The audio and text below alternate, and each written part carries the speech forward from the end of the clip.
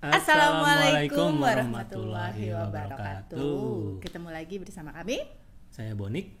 Saya Vidya dan kami akan cerita-cerita curhat seputar pengasuhan bocah-bocah. Oke. Jadi teman-teman, di video kami yang sebelumnya Oh gitu ya. Iya. Itu di video kami yang sebelumnya itu saya sempat bilang bahwa kalau ada perilaku anak yang kayaknya bikin kita jengkel banget gitu, maka yang pertama kali perlu kita lakukan sebenarnya adalah berefleksi ke dalam, karena siapa tahu sebenarnya ini bukan soal perilaku anaknya, tapi lebih ke ada hal-hal di dalam diri kita yang perlu kita proses gitu. Kemarin itu kalau saya kasih contohnya, kalau saya tuh hal-hal yang dilakukan anak yang suka bikin saya ke-trigger itu salah satunya adalah ketika anak saya tuh ngomong suaranya naik gitu. Jadi saya ngerasanya kayak dibentak gitu sama anak, dan itu saya ke-trigger banget tuh gitu. Lalu akhirnya saya aware bahwa ada hal-hal yang perlu saya proses gitu, dan itu sangat membantu sih. Saya jadi bisa melihat bahwa anak saya tuh nggak bermaksud untuk bentak saya, dia tuh emang belum tahu aja cara ngomong yang baik, atau mungkin dia emang lagi kesel tapi perlu dilatih untuk berbicara dengan lebih baik gitu. Tapi sayangnya jadi jauh berkurang sih, jadi nggak mudah tertrigger lagi gitu. Ya. Kalau Bapak gimana?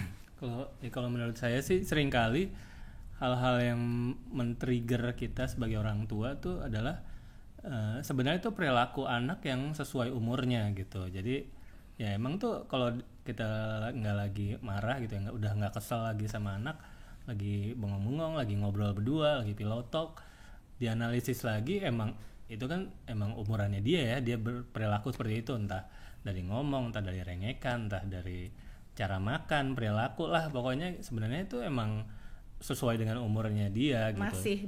Masih batas normal gitu, emang umurnya dia tuh ya begitu gitu. Tapi kok buat kita ini triggering banget kayak kok udah dikasih tahu nggak ngerti-ngerti juga ya gitu, atau gimana sih gitu, udah dibilangin atau udah ini ya, akhirnya kita jadi makin marah ya, kadang bisa jadi meledak gitu, akhirnya murka sama anak gitu. Dan itu sangat disayangkan gitu, dan sebaiknya kita bisa aware gitu tentang hal-hal sederhana yang men-trigger kita gitu, karena ya kan bisa mengganggu relasi kita juga sama anak gitu. Itu hal yang paling kita takutin sih sebenarnya kan gitu, sebagai orang tua. Kalau pasti gini deh, semua orang tua pasti pengen deket sama anaknya.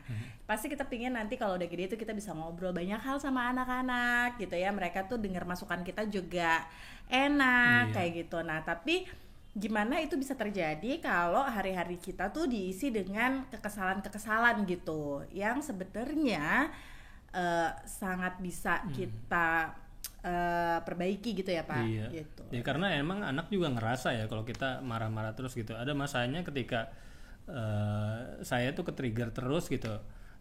Laika tuh sempat ngomong gitu, bapak mah ngomel melulu gitu.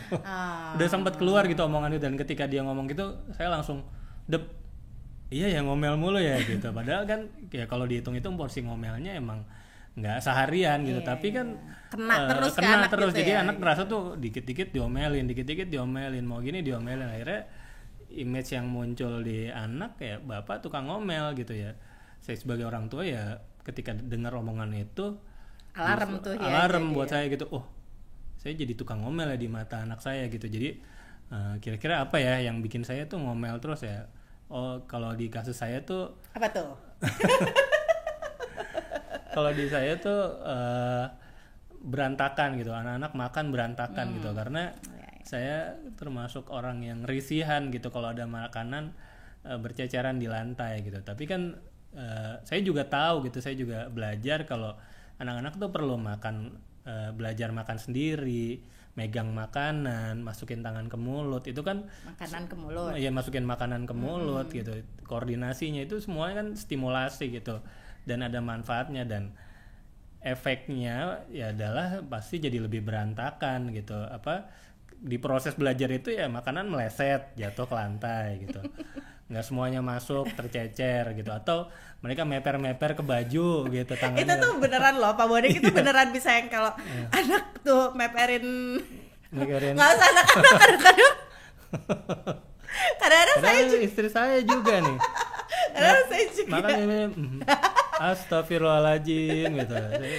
Nah itu Tapi tuh kan emang, beneran bikin sebel terus ya Pak. Iya, dan makan kan 3 kali sehari ya. Nah, bayangkan kalau saya itu baru makan utama gitu, belum snack gitu yang makan crackers berantakan di lantai, saya harus bersihin lagi gitu. Atau buah gitu. Berceceran lengket gitu. Ya itu kan buat saya triggering gitu, stressful. Akhirnya saya juga jadi negur anak terus, jangan meper ke baju, itu perhatiin lantai, makan yang benar gitu. Kan nggak enak juga ya lagi makan dicerewetin terus, diomelin terus gitu ya. Akhirnya muncul itu omongan dari Laika, bapak mah ngomel terus gitu ya, karena dia kena terus sama saya gitu. Dan ini makan terus soalnya. iya, karena dia hobi makan ya. Akhirnya di situ saya ya berefleksi gitu, apa ya yang bikin saya kesel gitu. Anak-anak makan berantakan, berarti harus dicari solusi nih gitu. Nah dari istri saya ngasih solusi, gimana kalau bapak beli sendal rumah gitu, supaya kaki itu nggak kena nasi, nggak lengket-lengket kena makanan, minyak-minyak gitu, supaya nggak pengen bersihin terus gitu kan. Nggak bisa tiap makan, habis makan saya bawaannya bersihin, nyapu, kadang-kadang tuh bukan gitu. Habis makan sih, kadang-kadang iya. Masih makan pun itu saya tuh udah repot bebersih, ngambil tisu, ngambil apa segala macam gitu. Nah itu kan juga nggak jadi nggak nyaman gitu. Dan waktu itu akhirnya kita ngobrol ya berdua gitu. Sama sih saya juga, jadi bareng-bareng lah gitu. Kami berdua cari hal-hal yang apa aja sih, hal-hal yang men-trigger kami gitu.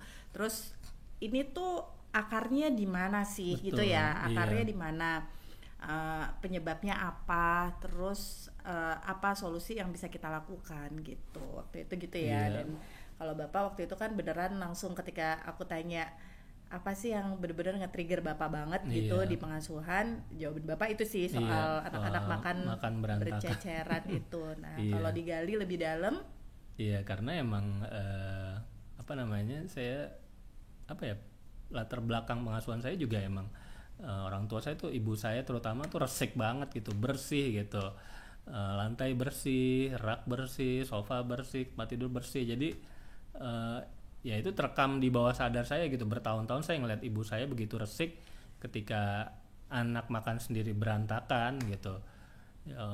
Dia ternyata mengganggu saya gitu. Saya jadi nggak tenang, nggak nyaman, saya gelisah gitu ya. Mungkin ada problem sensori juga di saya gitu. Jadinya ya itu harus dicari solusinya gitu, nggak bisa dibiarin gitu. Dan yang harus nyari solusi ya orang tua gitu, orang dewasa gitu. Karena kalau anak-anak ya nggak tahu, mereka taunya makan berantakan, masih belajar gitu. Ya alhamdulillah gitu, ngobrol sama istri dapat solusi ya, pakai sendal rumah gitu supaya nggak kaki saya nggak nyentuh kotoran gitu. Dan ya coba lebih lebih punya empati juga ke anak-anak gitu, dan memahami bahwa itu tuh proses belajar mereka gitu. Itu manfaatnya besar buat mereka, bisa menikmati makan sendiri dengan segala mess up-nya gitu.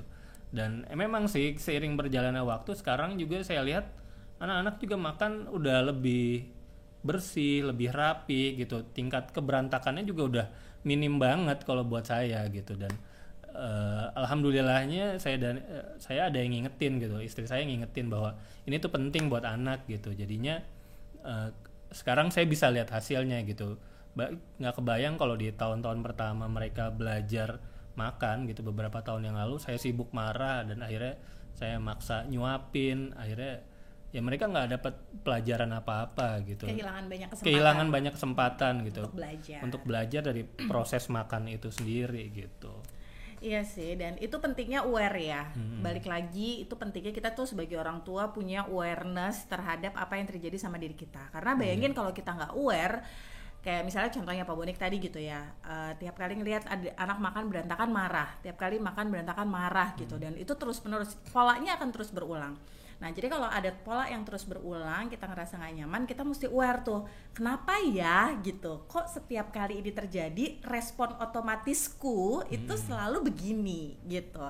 Jadi kita sadar dulu nih, aware dulu gitu, bukan yang kalau makanya yang Pak Bonik jago tuh adalah sebenarnya kemampuan untuk berefleksi gitu. Jadi kalau diingetin juga langsung berefleksi cepet gitu, bukan denial, bukan sibuk denial gitu, kayak ya lihat aja anak-anak kenapa sih berantakan gitu. Jadi nggak nyalahin orang lain, tapi mau gitu untuk diajak berefleksi masuk ke dalam gitu. Oh iya ya, kita jadi ngobrol lebih dalam. Oh mungkin ini ada bagian-bagian dalam pengasuhan. Bukan, maksudnya itu bukan untuk menyalahkan pengasuhan orang tua kami gitu ya.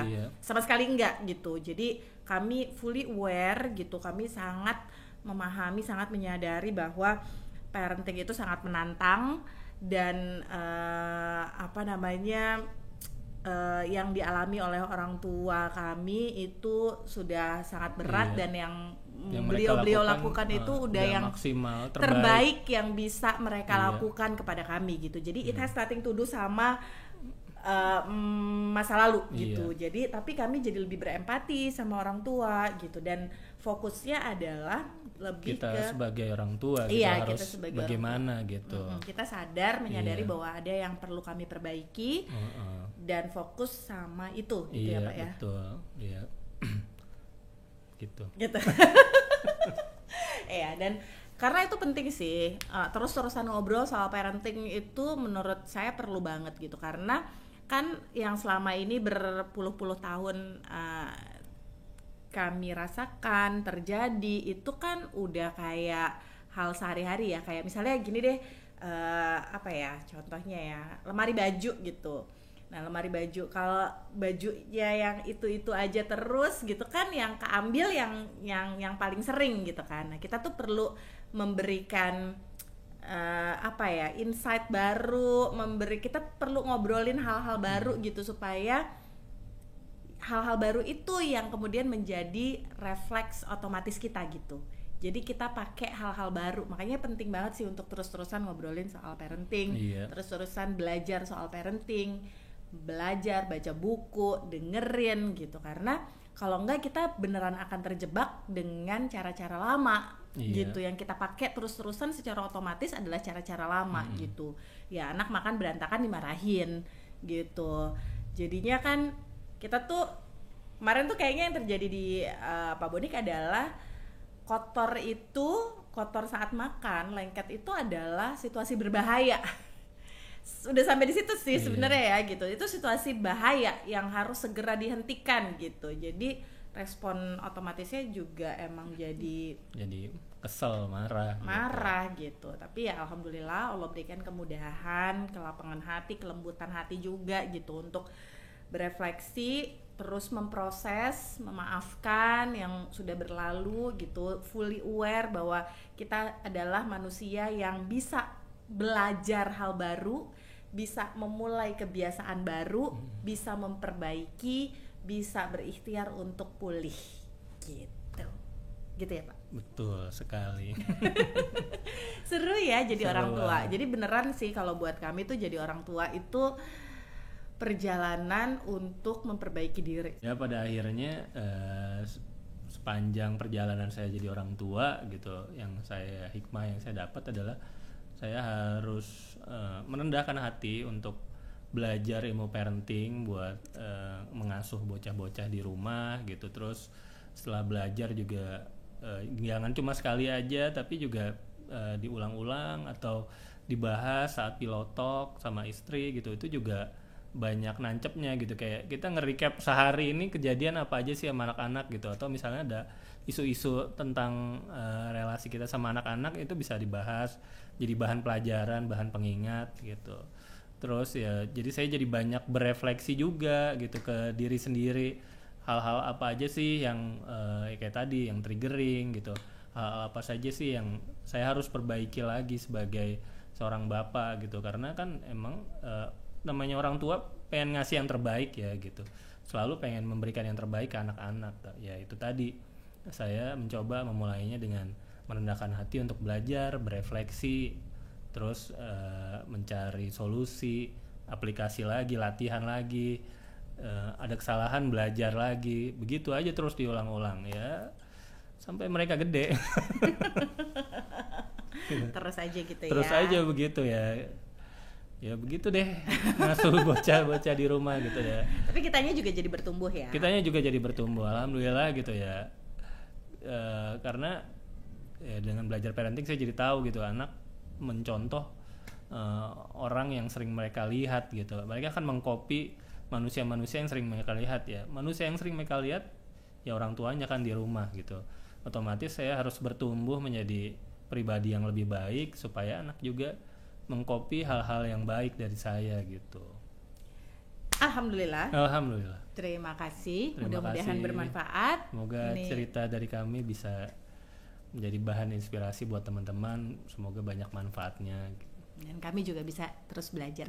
Cerita dong di kolom komentar apa namanya? Apa sih hal apa yang teman-teman rasakan dari dilakukan sama anak-anak yang kok men-trigger ya gitu, kok bikin jadi kayak singa nih gitu, bertanduk, asap kuping, keluar asap dari kuping, hidung gitu ya. Sharing di kami kita juga bisa belajar dari teman-teman gitu. Iya, dan gimana caranya teman-teman aware, lalu gimana caranya teman-teman bertransformasi kira-kira kita ya.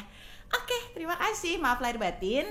Assalamualaikum warahmatullahi wabarakatuh. Dadah.